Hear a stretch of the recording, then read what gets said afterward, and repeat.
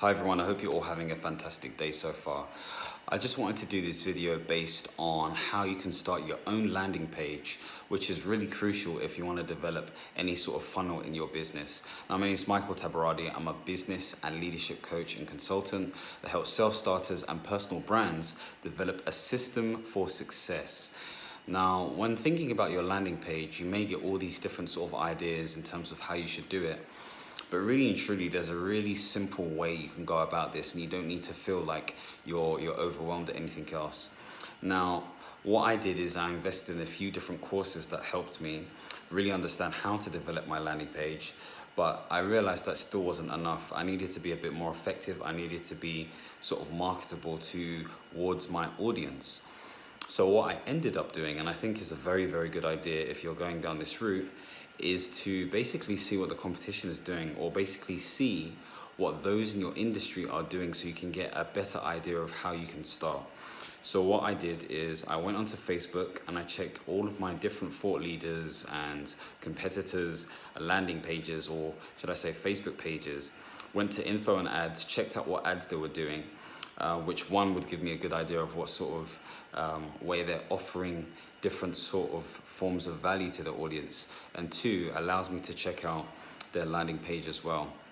And sometimes I'd even sort of sign up to their offer and check out what they've got on offer to see whether it really fits with my industry.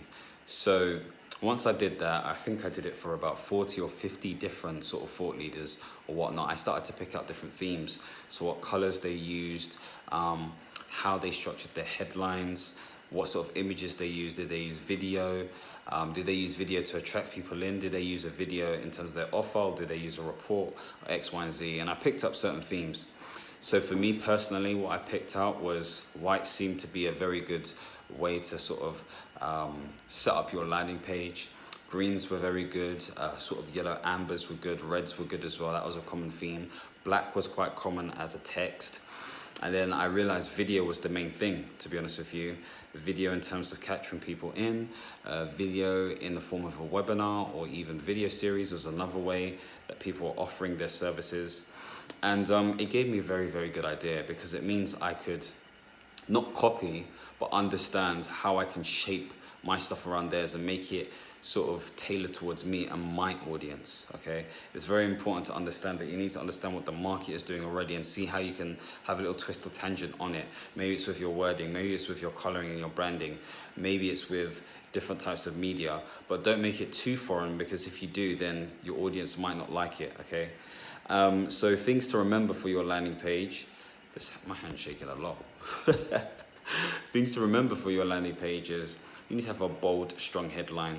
Make it very, very clear as to what it is you're offering. So I hate saying the pain now, I really don't like saying pain, but you need to highlight what it is you're aiming to solve for them and what it is that they may gain from you offering this specific offer. Okay, so how you can avoid gaining X amount of weight without feeling hella confused or something like that. I don't know. You'll get a better understanding when you check out what your niche audience is doing and back it up with some sort of subtitle that enforces what that sort of offer is aiming to do. It's always good to have a video maybe explaining this offer in detail, or maybe just have an image of the thing that you're offering, such as the report or the webinar or whatever it is. And then you want to support it with some sort of benefits or bullet points that show the main sort of things that your audience are going to get from it. And this is like their highest sort of gains or benefits. So you need to sort of feed into their feelings.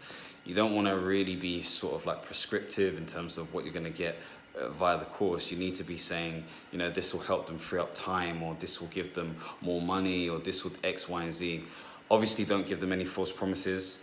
And there's a reason why that is, and I'm going to say that in a second. In addition, you want to make sure you have your policy documents at the bottom of the page, as well as your terms of service, and maybe even any disclaimers highlighting that any results that that I may get, as in you, the person who's offering the stuff, may not be typical. Because again, honesty, transparency, and protection is very, very important. There are a few other things. I wouldn't go overboard with it. I would just create it and test it out. Now, there are two reasons why you want to make sure you do this properly. If you're using Facebook, they are very, very strict with their guidelines. They don't just check your ad, they also check your landing page as well. So make sure you read Facebook's policy and procedures. So I think it's, if you type in Facebook policy, Facebook ad policy, should I say, in Google, then you should be able to see it. It's a short read and it'll give you a better understanding as well. So check that out. I'd also say if you're creating this stuff, you can use something like, I can tell you what I use first actually. I use Kyvio. I'm also used to seeing ClickFunnels as well from other people. But I use Kyvio because I'll be quite frank with you. I was checking out AppSumo and there was a great deal and I thought, why not? Let me just check out this thing. I don't have to just conform to what everyone else is using. Let me see what this does. And I think it does pretty much the same thing. I can create some beautiful landing pages. So I use Kyvio. You can use ClickFunnels. Kyvio, I believe, is something like $26 a month or something like that. Kyvio is like $97. No, ClickFunnels is like $97 a month, which is much more expensive. You can compare to see if you really need to pay that money or not. You can also use WordPress. There are great themes on WordPress that allow you to do this stuff. In addition, you can also use something like leadpages, which is much less expensive than ClickFunnels. Again, I'm not trying to discourage you from using ClickFunnels. I'm just allowing you to see there are other things you can use, okay? In addition to that, you can also use OptimizePress.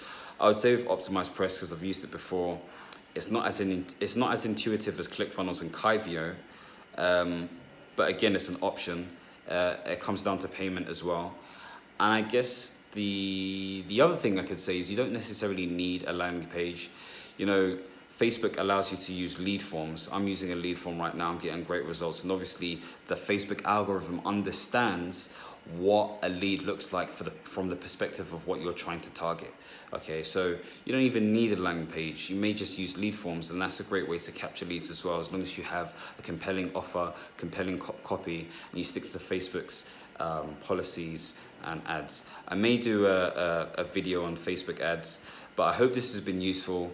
Remember to use the right sort of landing pages and information and context towards your audience. Think about the offer, think about how you can communicate to them. Do your market research before, probably do a video on that as well.